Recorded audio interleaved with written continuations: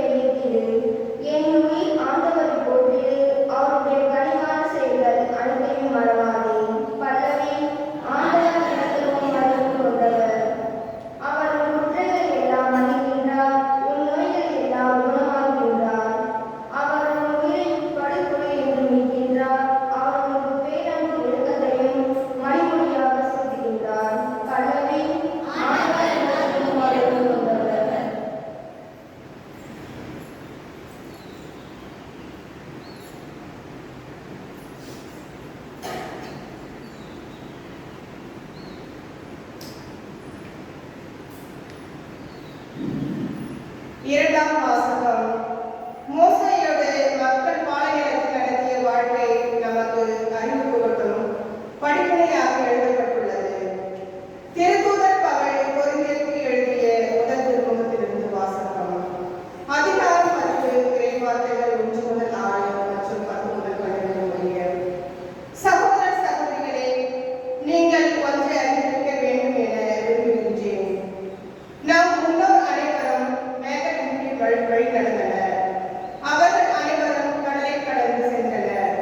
அவர்கள் அனைவரும் மோசேயோடு இணைந்திருக்கும்படி மேகத்தாலும் கடலாலும் திருமுழுக்கு பெற்றார்கள். அவர்கள் அனைவரும் ஒரே ஆன்மீக திருமுழுக்கு பெற்றார்கள். ஒரே உணவை உண்டனர். அவர்கள் அனைவரும் ஒரே ஆன்மீக பானத்தை பருகினர். தங்களை பின்தொடர்ந்து வந்த ஆன்மீக பாறையிலிருந்து அவர்கள் பருகினார்கள். கிறிஸ்துவே அப்பாறை. அப்படி இருந்தும் அவர்களில் பெரும்பான்மையோட கடவுளுக்கு உகந்தவர்களாய் இருக்கவில்லை. பாலைநிலத்திலேயே அவர்கள் கொல்லப்பட்டார்கள். அவர்கள் தீயனவற்றில் ஆசை கொண்டிருந்தது போல நாமும் இராதவாறு இவை நமக்கு ஒரு முன்னடையாளமாக திகழ்ந்தன. அவர்களும் சிலர் முன்முட்டனர். இதனால் அவர்கள் அழிவு விளைவிக்கும் தூதரால் அழிக்கப்பட்டனர். அவர்களைப் போல் நாம் முன்முடுக்கக்கூடாது. அவர்களுக்கு நிகழ்ந்த இவை அனைத்தும் மற்றவர்களுக்கு எச்சரிக்கையாக அமைந்திருக்கின்றன. இறுதி காலத்தில் வாழும் நமக்கு இவை அறிவுரையாக எழுதப்பட்டுள்ளன. எனவே தாம் நிலையாக நிற்பதாக நினைத்துக் கொண்டிருப்பவர்கள் விழித்து விடாதபடி பார்த்துக் கொள்ளட்டும். இது ஆண்டவர் வழங்கும் அருள்வாக்கு.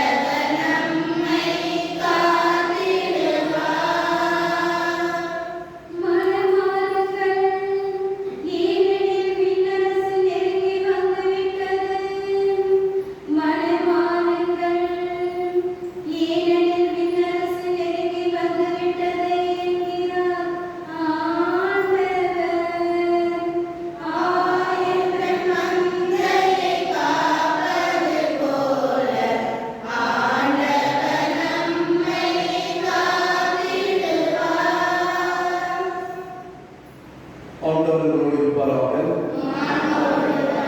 லூக்கா எழுதிய தூய நற்செய்தியிலிருந்து வாசகம்.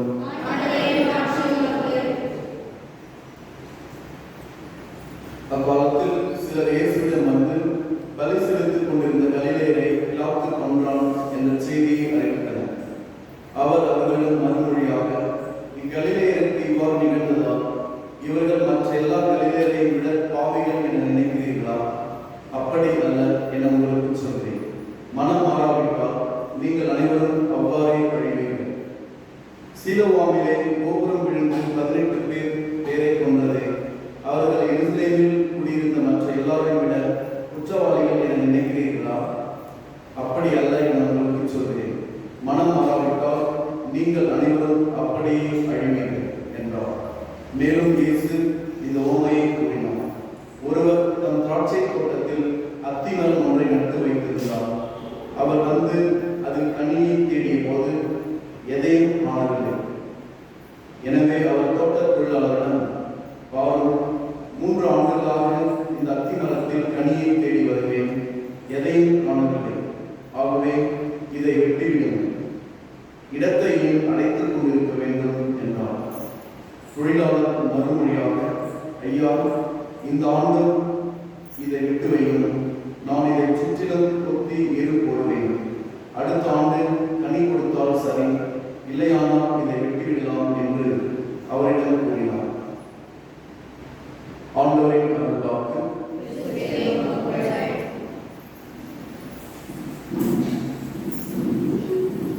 அன்புக்குரியவர்களே, இன்றைய வாசல் வழிபாடானது நாம் அனைவரும் மனமாற அழைக்கப்படுகின்றது. இந்த மனமாற்றத்தை நமக்கு சொல்லுகின்ற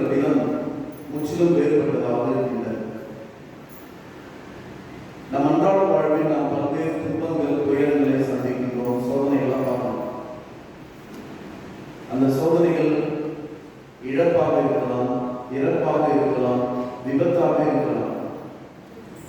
எல்லாருக்கும் நடக்குது தானே? இழப்பு யாருக்கு எல்லாம் இருக்குது? யாருக்குன்னா இழப்பு இல்லாம இருந்தா, இறப்பு இல்லாம இருந்தா, இழப்பும் இருக்கின்றது.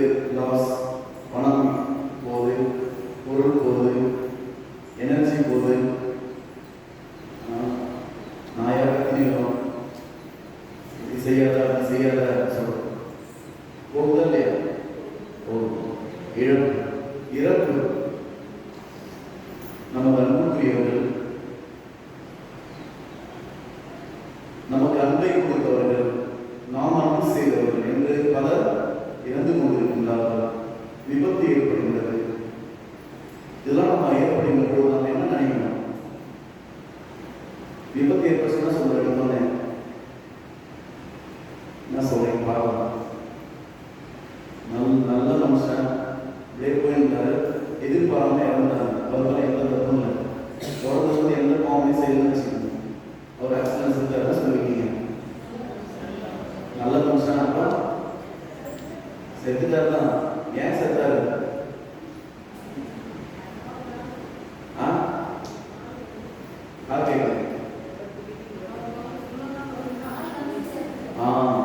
என்ன இருந்துச்சு? 4 இருந்துச்சு. அப்புறம் வேற என்ன சொல்லணும்? எல்லாம் சொல்லுங்க, நீங்க சொல்லுங்க, பரவாயில்ல. கொஞ்சம் கவனமா முடியுமா? கவலைப்படுவீங்க. ஏன் இறந்தாருன்னு நான் பதில் சொல்லிட்டே இருக்கீங்க. அவருடைய விதி, 4 விதி. அப்புறம்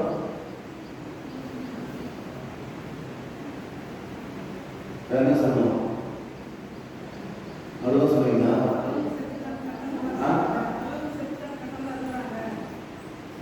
நல்லா சொல்றாங்க, கெட்டவங்க சாமியெல்லாம் சாமிங்க. கடவுளுக்கு என்ன இல்லாம தெரியுது. பல நேரங்களில் உயிரோட இருக்கிறவங்களாம் நல்லவங்க அப்படின்னு நம்ம என்ன செய்யணும் இல்லையா? அவன் பணம் எவ்வளோ பாவம் அதெல்லாம் செஞ்சான்னு. அப்ப இருக்கிறவங்களாம் பாவம் செஞ்சவங்க, சாவங்கலாம் நல்லவங்களா? இப்போ நீங்க எல்லாம் நீங்க உயிரோட தான் இருக்கீங்க, நீங்க நல்லவங்களா? இப்போ செத்தவங்க கேட்டவங்க, சாவங்கலாம் நல்லவங்க அப்படிதான் நினைக்கிறோம். ரொம்ப பாவம் சாவலாம் நினைக்கிறோமா இல்லையா? அல்லது உயிரோடு இருப்பவர்களுக்கு இந்த ஒரு எண்ணம் இருக்கிறது. என்ன எண்ணம்னா, அவனுக்கு விதி வந்துச்சு, என்ன சொன்னீங்க, அப்போ ஒன்றும் விதி இல்லையா? 4 வரல, 4 வர பணம் கேட்க முடியுங்க. ஆனால் இயேசு பார்வையில், கடவுளின் பார்வையில் ஒரு மனிதன் பாவத்தினால் வருகின்ற விளைவுகளால் அவன் இறப்பதில்லை. மாறாக அவன் மனம் மாறாமல் இருப்பதால் தான் நிச்சயமான அழிவு இருக்கின்றது. இப்ப இருந்தவங்க பாவம் செஞ்சாங்க, எதுக்காக பாவம் செய்யாமல் கலந்து இல்லையா? அப்படி இல்லை. எதற்காக கடவுள் நம்மை சாகடிக்காமல் செய்தார் பார்த்தீங்கன்னா, மனம் மாறுகின்றது தான் வெயிட் பண்ணி செய்தார். ஒருவேளை நல்லவங்களா இறந்தவரை எங்க போவாங்க? மோசத்துக்கு போக வாய்ப்பு இருக்கு. ஆனால் கடவுள் இன்றைக்கு நம்மை உயிரோடு வைத்திருக்கிறார். இன்றைய நாள் ஒரு அருளின் நாள். இந்த ஆண்டு தவக்காலம் மனமாற்றத்துக்கு தரப்படுகிற ஒரு வழிமுறை, ஒரு வாய்ப்பு. வருஷம் மனமாறல, இந்த வருஷமா தான் பண்ணேன் மனமாட்டா அப்படின்னா கடவுள் தான் பண்ண நல்லா. இன்னும் சாகடிக்கணும்னு சொல்லுங்க, இல்லைன்னா அவங்க சாகடிக்கிறது ஒரே செகண்ட் ஆகும். இதுதான் இன்றைக்கு நாம் சிந்திக்க வேண்டும். நாம் ஏன் இன்னும் இறக்காமல் இருக்கின்றோம்? நாம் எவ்வளோ பாவம் செய்யறோம், ஆனால் கடவுளை நம்ம இன்னும் வச்சுட்டு இருக்காரு அப்படின்னு நினைச்சு பார்த்தீங்கன்னா, நீங்க நல்லவன்றதாலேயோ நீங்க கடவுளுக்கு ஏற்ற வாழ்க்கை வாழ்வதாலோ கடவுள் என்ன பண்ணல, உயிரோடு வைத்திருக்கவில்லை.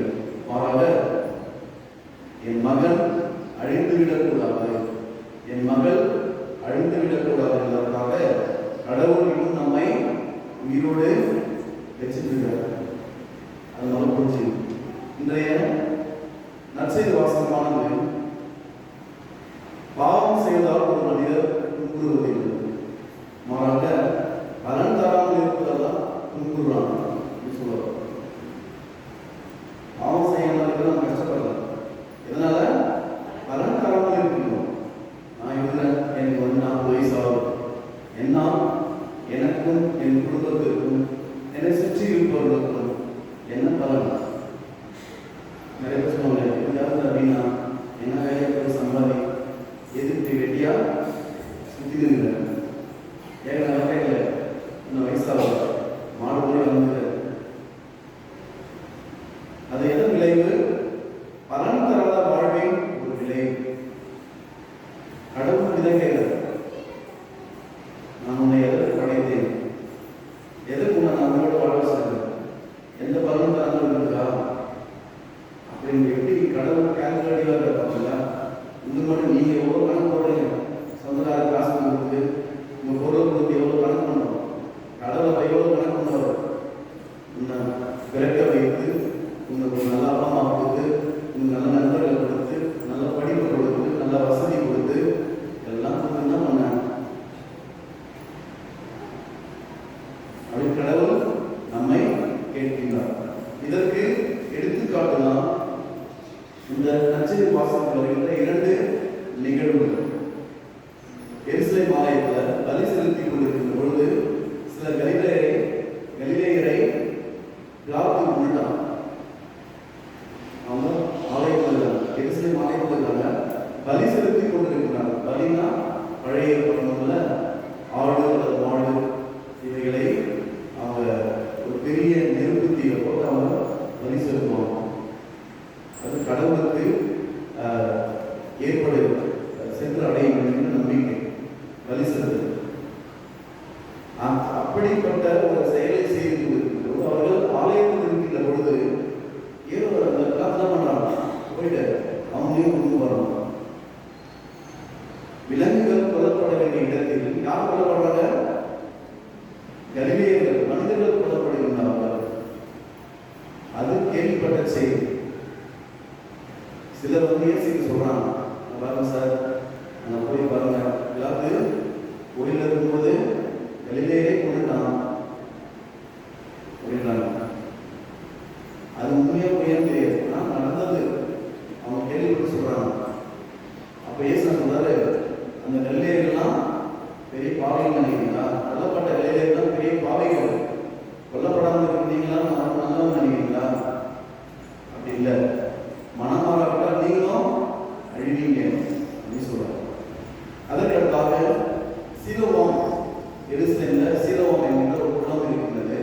அந்த குளத்துல கோபுரம் கட்டுறாங்க. நீங்க பெருத்தவர் கட்டுறீங்க இல்லையா? அதில் ஒரு கோபுரம் கட்டி அது டேங்க், வாட்டர் டேங்க் கட்டுறாங்க. நம்ம ஊரில் வாட்டர் டேங்க் இருந்தது இல்லையா? அது மாதிரி டேங்க் கட்டுறப்போ என்னாச்சு? கோபுரம் இடிந்து விழுந்து 18 பேர் செத்துறாங்க. 18 பேர் செத்துறாங்க. அப்ப அந்த இறந்த 18 பேரும் பாவிகள் அப்படின்னு அவங்க நினைக்கிறாங்க. எப்படி நினைக்கிறாங்க? செத்தவங்க தான், விபத்துல செத்தவங்க யாரு?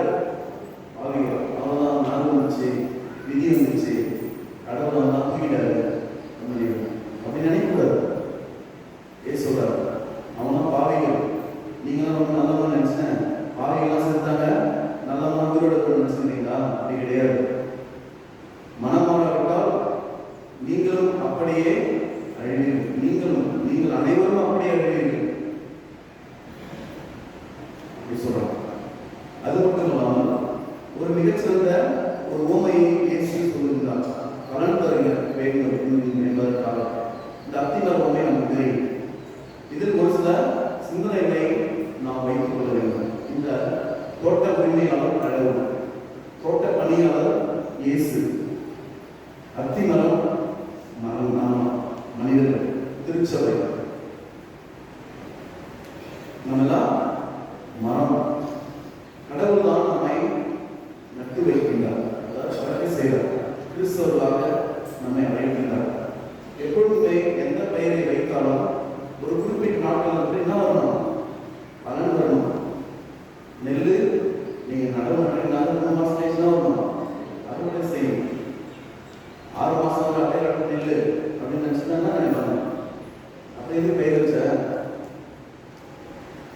பலனே கொடுக்காம இருக்கிறதுக்கு கை வச்சார். அதுபோல அந்த அத்திமரம் ஒரு கொடுத்து வைத்த அத்திமரமாக இருக்கின்றது. ஏனென்றால் எல்லா அத்திமரங்களுக்கும் மத்தியிலும் அது இருக்கின்றது. எல்லா அத்திமரங்களுக்கும் செய்யப்பட்ட அதே ஊட்டச்சத்து, ஒளி, மழை, காற்று, நீர் எல்லாம் தரப்படுகின்றன. கடவுள் உங்களை படைத்து பராமரித்து உங்களுக்கு தேவையான சாப்பாடு, உங்களுக்கு தேவையான கல்வி, உங்களுக்கு தேவையான அன்பு, பாசம் எல்லாத்தையும் கடவுள் கொடுத்தாரு. சரிங்களா? எல்லாத்தையுமே கடவுள் கொடுத்தாரு. இது முதலாவது. திருப்பாடல் 3வது சொற்றொடர் நாம் வாழ்வதும் இயங்குவதும் இருப்பதும் அவரால். கடவுள் தான் நம்ம சாப்பிடணும், கடவுள் தான் நம்ம உயிரோட இருக்கணும். ஆனால் நாம நினைக்கிறோம் கடவுள் ஒன்றுமே பண்ணல, நான் ஏன் மனம் வரணும், நான் ஏன் கோயிலுக்கு போகணும், பண்ணணும் அப்படி நம்ம நினைக்கின்றோம். அதற்கடுத்தாக மரம் மற்ற மரங்களுக்கிடையே இருக்கின்றது. இந்த மரம் ஒரு பாலைவனத்தில் அல்ல, தண்ணி இல்லாம கவனிக்கப்படாம கவனிப்பாரற்று ஒரு நிலையில் அந்த மரங்கள் மற்ற மரங்களுக்கு மத்தியில் இருக்கின்றது. மற்ற மரங்களுக்கு தரப்பட்ட அதே ட்ரீட்மெண்ட் தான் இதுக்கும் தரப்படுகிறது. அதாவது ஒரு வீட்டில் ஒரு 4 பேர் இருந்தாக்கா ஒருத்தவங்க தான் படிப்பாங்க, அதில் 3 பேர் நல்லா படிப்பாங்க, ஒருத்தவங்க மட்டும் போக மாட்டாங்க, படிக்க மாட்டாங்க. ஆனால் ஒரே ஈக்குவல் ட்ரீட்மெண்ட் தான் கொடுப்பாங்க. நீ நல்லா படிக்கிற, நீ 4 பேர், நீ ஒழுங்காக படிக்கிற, நீ முட்டாள் வளர்ந்து 1 பேர் என்ன சில பேர் சாப்பாடு ஏதாச்சும் விட்டுருவாங்கம்மா, அப்போ விட்டுருவாங்க. சாப்பாடு கிடையாது, ட்ரெஸ் கிடையாது, ஒன்றும் கிடையாது, வீடு கிடையாது அப்படின்னு சொல்றாங்களா? குழந்தை பருவத்தை எந்த தாயும் செய்ய மாட்டோம். இந்த குழந்தை எதிர்காலத்தில் என்ன ஆகப்படுதோ, பிடிக்காத ஆகணும், இல்லை ஒரு ஃபாதர் ஆகணும், இல்லை ஒரு பெரிய கலெக்டர் ஆகணும், எவ்வளோ சம்பாதிக்கணும், பயனற்ற ஒரு வாழ்க்கை வாழ்வாங்க அப்படின்னு எதுவுமே நமக்கு தெரியாது. இருந்தாலும் தன் குழந்தையை எந்த குறையும் இல்லாமல் பால் ஊட்டுவதிலிருந்து அதை கவனித்துக் கொள்வது, அது நோய்வாய்ப்படுகிற நேரங்களில் அதை காப்பாற்றுவது, எல்லா வேலையும் பண்ணுவாங்க, மிகச்சிறப்பாக செய்வாங்க.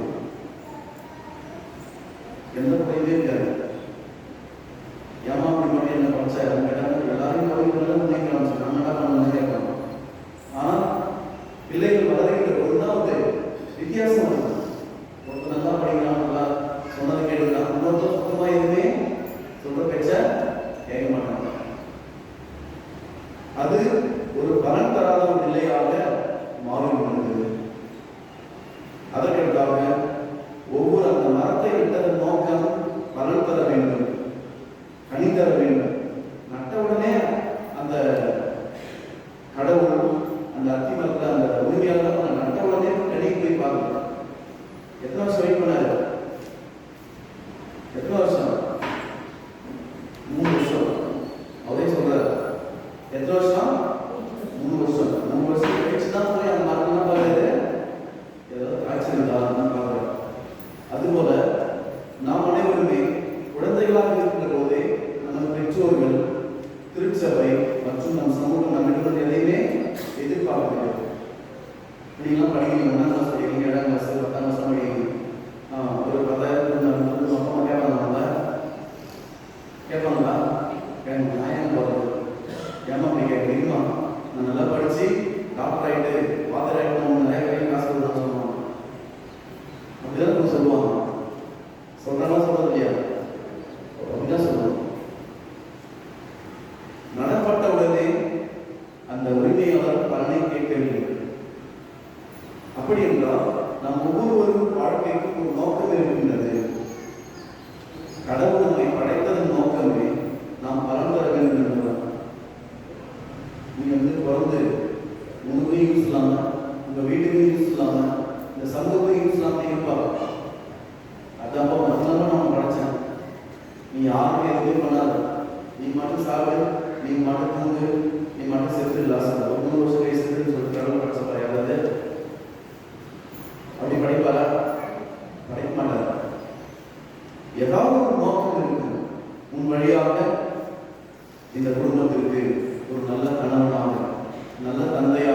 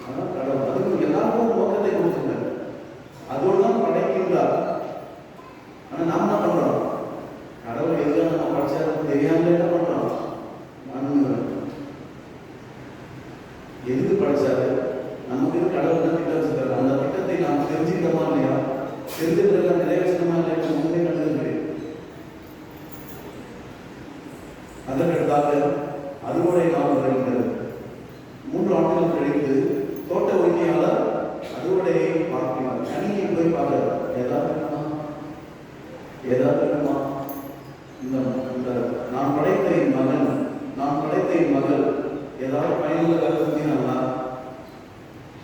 அப்படின்னு பண்றாரு. கடவுள் எதிர்பார்க்கிறார், ஆனால் தான் இல்ல, பலன் இல்லை, பழம் இல்லை, கனி இல்லை. கடவுள் 3 வருஷம் பொறுமையா இருந்தார், 3 வருஷம் பொறுமையா இருந்தார்.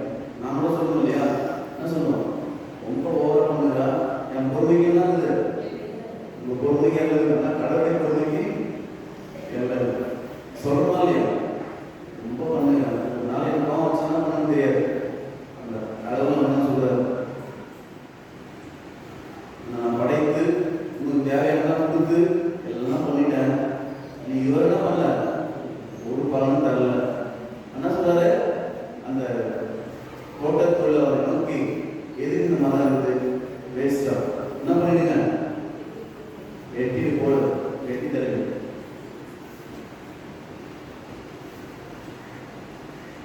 அதுதான் சொல்றாரு, ஏன் இடத்தை அடைத்துக் கொண்டிருக்க வேண்டும். என்ன அர்த்தம், என்ன அர்த்தம்,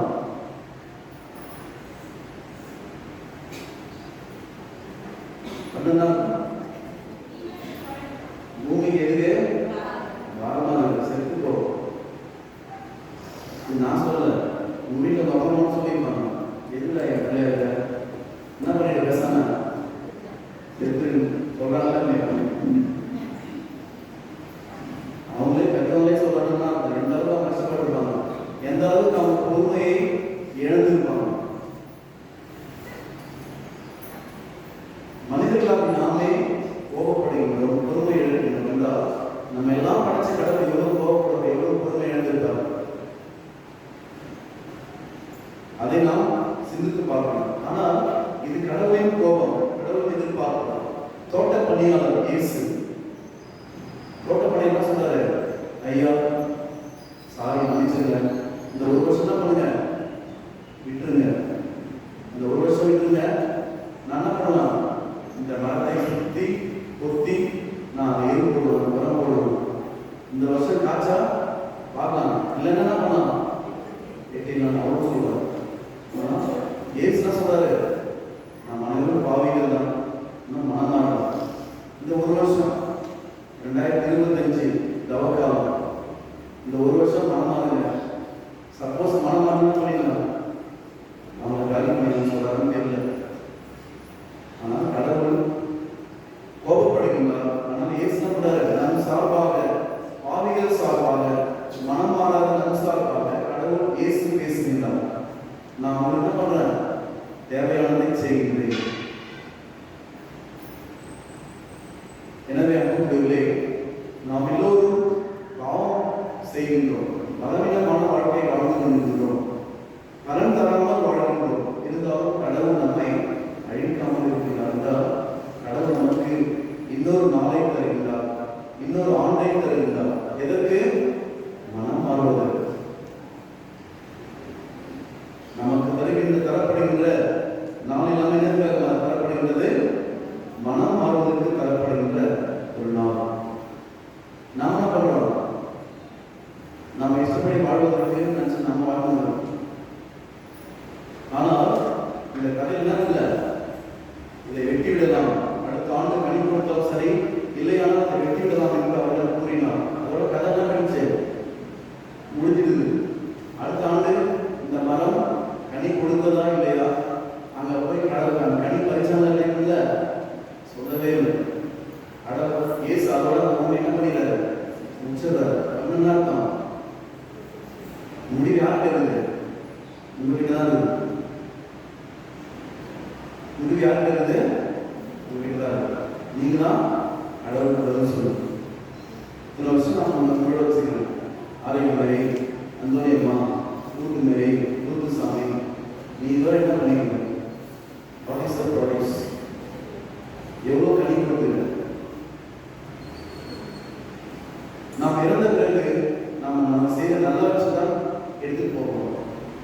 இறந்த பிறகு கடவுளும் சொல்லுகின்ற பொழுது, நான் ஒரு பேர் நாம் செய்த நல்லது, இன்னொரு பேர் நாம் செய்த கெட்டது, இதான் நம்ம எடுத்து போவோம், வேற ஒன்றும் எடுத்து போக மாட்டோம். எவ்வளோ பெரிய லட்சாதிபதியாக இருந்தாலும் சரி, இதான் எடுத்து போவோம். நீங்க நினைச்சு பாருங்க, என் கையில் எவ்வளோ நல்லது பண்ணிஇருக்குது, எவ்வளோ புண்ணியம் இருக்குது, எவ்வளோ பாவம் இருக்குது அப்படின்னு நாம் சிந்தித்து பார்ப்போம், செயல்படுவோம். ஆமாம் என்று நம் நம்பிக்கையை அறிக்கையிடுவோம்.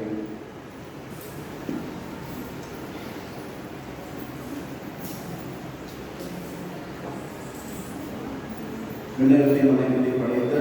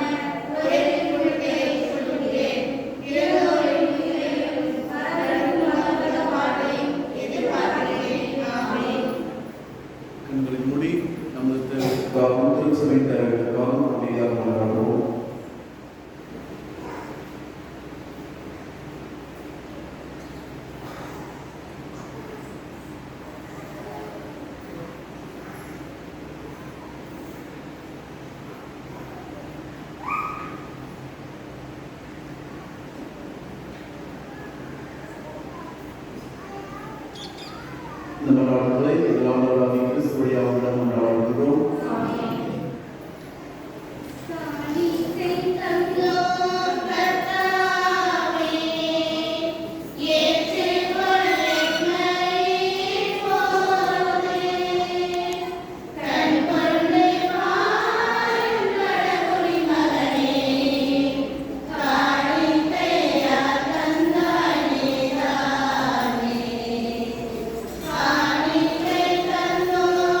Thank you.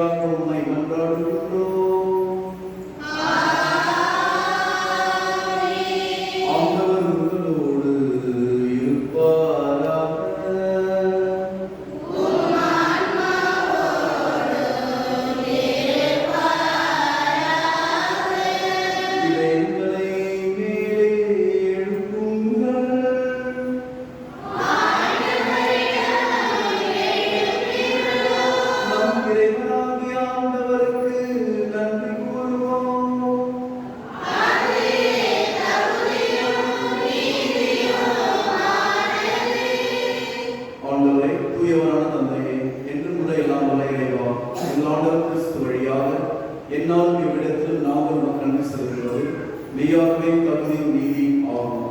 எங்கள் கடமை மீட்புக்குரிய செயலும் ஆகும். எங்கள் தவ முயற்சிகளால் நாங்கள் உமக்கு நன்றி செலுத்தவும், எங்கள் ஆணவத்தை கலர்த்தவும், ஏழைகளுக்கு உணவளிக்கவும், இவ்வாறு உமது கனிவிரக்கத்தை பின்பற்றவும் நீர் திருவுளமானீர். ஆகவே எண்ணற்ற வானதூதரோடு சேர்ந்து நாங்கள் உம்மை போற்றி புகழ்ந்தேத்தி ஒரே குரலில் சொல்வதாவது: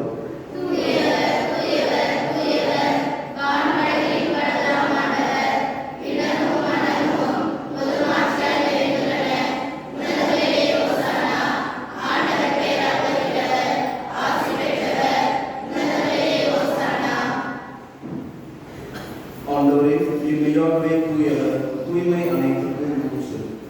ஆகவே ஆவை பொழிந்து இக்காணிக்கைகளை தூய்மைப்படுத்த உம்மை வேண்டுகிறோம். இவ்வாறு எங்கள் ஆண்டவர் இயேசு கிறிஸ்துவின் உடலும் இரத்தமுமாக இவை மாறுவனவாகும். அவர் பாடுபடவும் கணிந்து தம்மை கையளித்த போது அப்பத்தை எடுத்து நன்கு செலுத்தி அதை பிட்டு தம் சீடர்களுக்கு அளித்து கூறியதாவது: அனைவரும் இதிலிருந்து பெற்று உண்ணுங்கள், ஏனெனில் இது உங்களுக்காக கையளிக்கப்படும் என் உடல்.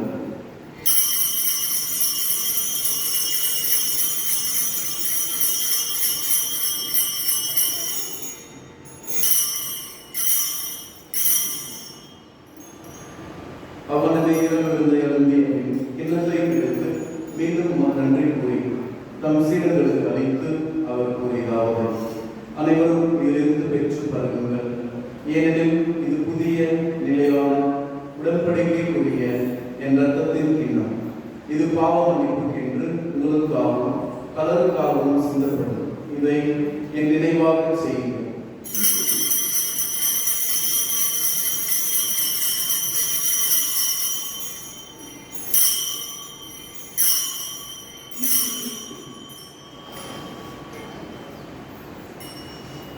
நம்பிக்கையின் மறைப்பொருள்.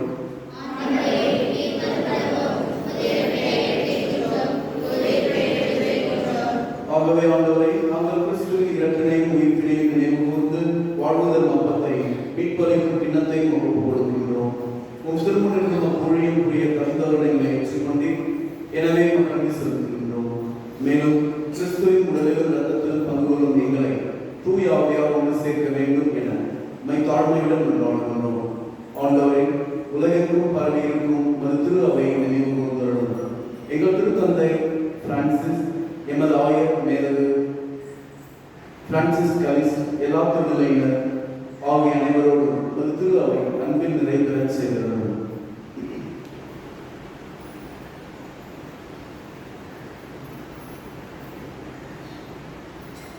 மேலும் உயிர்த்தெழும் எதிர்நோக்குடன் துயில் கொள்ளும் எங்கள் சகோதர சகோதரிகளையும் இறந்தோர் அனைவரையும் இரக்கத்துடன் நினைவு கூர்ந்து மது திரும்ப ஒளியும் ஏற்றருளும். எங்கள் அனைவர் மீதும் இரக்கமாயும். கடவுளின் கன்னித்தாயான புனித மரியா, அவருடைய கணவரான புனித யோசேப்பு, புனித திருத்துதர்கள், இவ்வுலகிலும் உள்ளவராயிருந்தோர் ஆகிய புனித அனைவரோடும் நாங்கள் நிலைவாழ்வில் பண்புகளும் தகுதி பெற்று உம் திருமகன் இயேசு கிறிஸ்து வழியாக உம்மை புகழ்ந்தேற்றும் வரம் அருள உம்மை நன்றாடுகின்றோம். இவர் வழியாக இவரோடு இவர் எல்லாம் வல்ல இறைவனாகிய தந்தை எல்லா புகழும் மாற்றி என்றென்றும் உமக்கு உரியதே.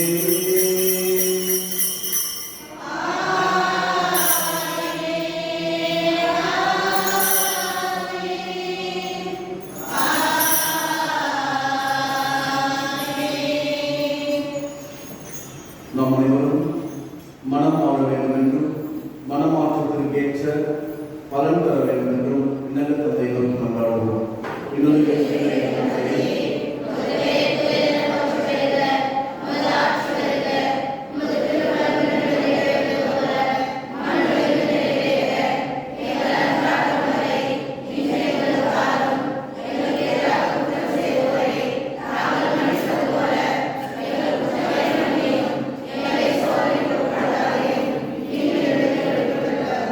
ஆண்டவரை, தீமை அனைத்திலிருந்தும் எங்களை விடுவித்து எங்கள் வாழ்நாளில் அமைதியை கனிவுடன் அருளும் என்றாடுகின்றோம்.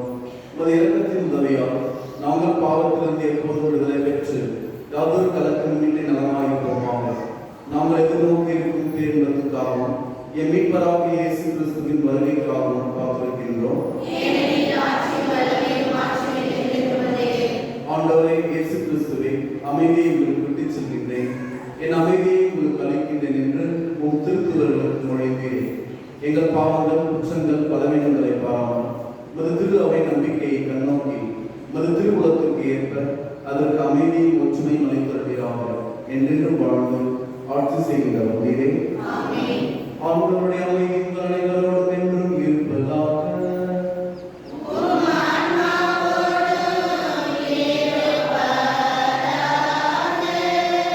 ஒருவருக்கொருவர் அமைதியை பகிர்ந்து கொள்வோம்.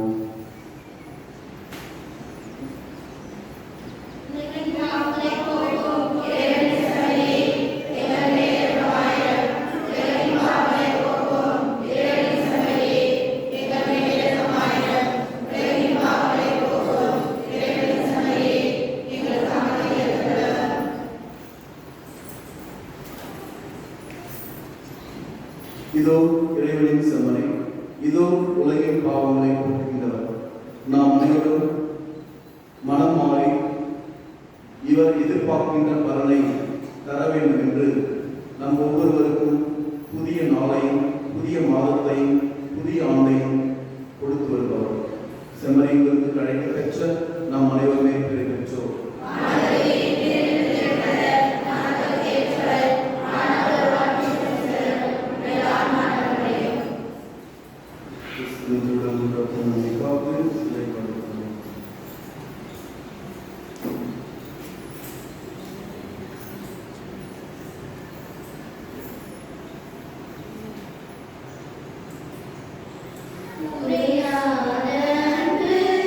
கடல் போல வந்து நீ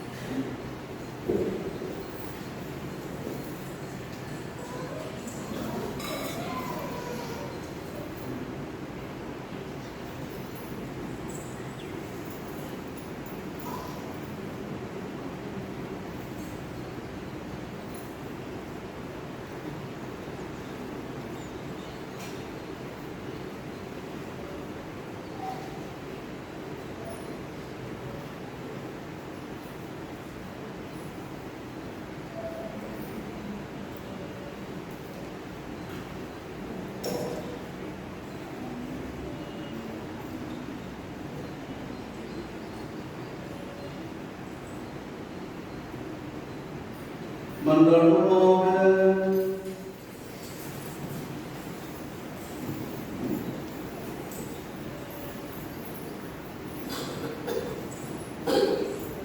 ஆண்டவரே, விண்ணகத்திலுள்ள மலைப்பொருட்களின் அச்சாரத்தை இவ்வுலகில் ஏற்கனவே விண்ணக உணவால் பலவையை பெற்றுள்ள நாங்கள் உம்மை பணிவுடன் வேண்டுகின்றோம்.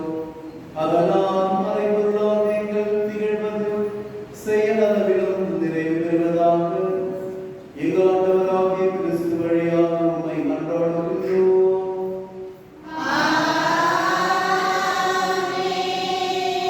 மக்கள் மீது மன்றாட்டு. இறைவன் ஆசிரியர் தலைவனையும் கொண்டாடுவோம். ஆண்டவரே, உம் நம்பிக்கையாளர்களின் இதயங்களை ஆண்டவரிடம் உம்மை வேண்டுகின்றோம்.